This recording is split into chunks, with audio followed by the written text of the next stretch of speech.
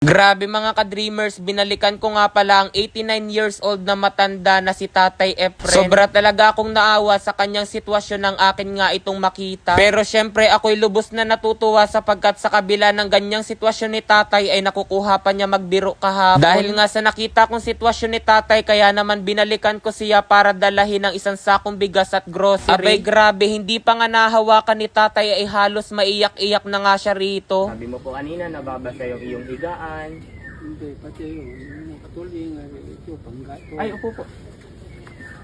Alisin ko lang po ha. Papahain ko na po ha. Oh, yan. Ay, mga inapatay. Opo. Mga panggatong tayo. Bali, naka-video lang po tayo ha.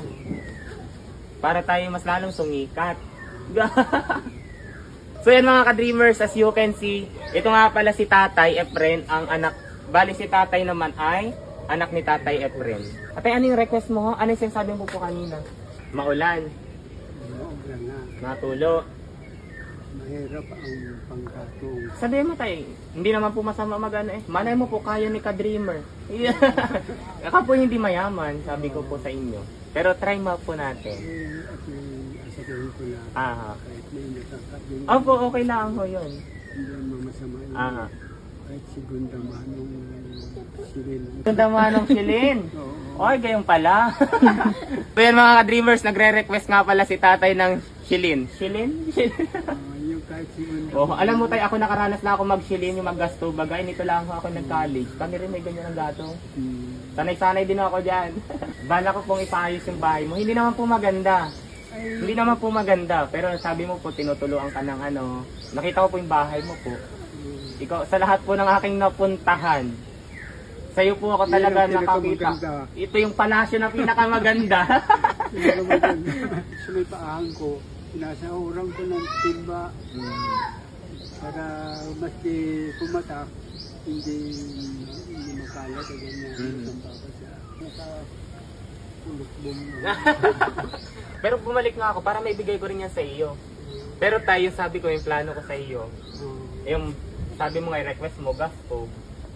Tapos nakita ko, ay di malay natin, ay pagbalik ko tayo, ay papagawa natin.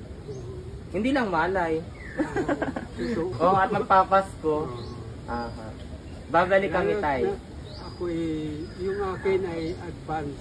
Yeah. Merry Christmas. Yun, advance Merry Christmas. Advance gift ko naman yung tayo sa iyo.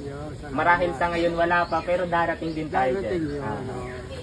Bali tayo, inform lang kita, yung pagpapagawa natin dito ay i-video lamang din po natin. Tama. Apo. Ano tayo? Oo. Okay po. Kuhain ko lang po muna yung bigas natin at yung kaunti nating grocery. Parang si... Ito ako'y makikisiri sa iyo. Saan po natin lalagay? Sa loob na po? Sa loob lang. Ayaw nga naman, di mo na po ito mabubuhat eh. Pwede nilang kalapit ito na Aha. kalapit na yan. Sige tayo, pasok na po ako. Oo, yan. Diyan na ito. Yan. Baka mabasa po. Sandalan mo ito. Kaunting grocery. Ay, salamat na maraming salamat. Apo. Bali tayo, Oo. babalik po ako rito. Siguro bukas para ipano natin yung iyong bahay. Bali tayo, nagbablog po ako. Tapos ngayon po maaaring yung buhay, ikaw po ay makikita dun sa aking binivideo, sa video ko po. Para tama yung Kumbaga makapagbigay ka rin ng inspirasyon na dati ay tunay din na napakahirap.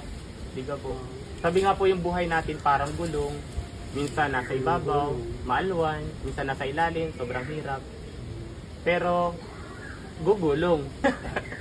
Sige tayo, babalik po kami rito. Sige, salamat. Ako'y walang sawang magpasalamat sa inyong kagandahan. Salamat. So yan mga ka-dreamers, abangan nyo na lamang yung susunod nating update kina Tatay. Kasi may munti tayong regalo sa kanila. Yan na.